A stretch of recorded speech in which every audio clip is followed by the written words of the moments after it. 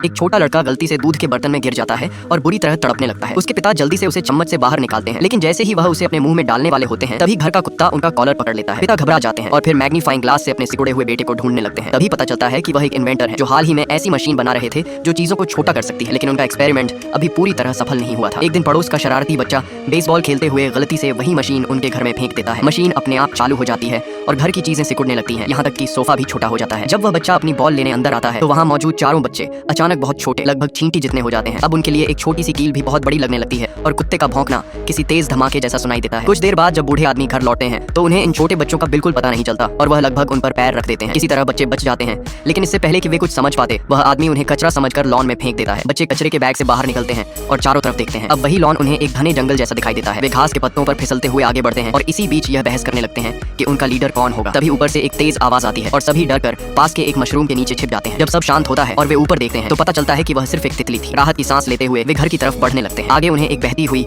नदी दिखाई देती है जिसमें कुछ अजीब सा तैर रहा होता है। बड़े लड़के को अचानक समझ आता है कि यह कोई नदी नहीं बल्कि कुत्ते का पेशाब है। ये सुनकर एक छोटे लड़के के दिमाग में आइडिया आता है। वह घास के पत्ते पर चढ़कर जोर जोर से सीटी बजाने लगता है जिससे कुत्ता तुरंत बाहर भागता है, लेकिन तभी वह लड़का फिसलकर एक फूल के अंदर गिर जाता है। उसी पल एक मधुमक्खी उनकी तरफ तेजी से उड़ती हुई आती है और अब असली खतरा शुरू होने वाला था।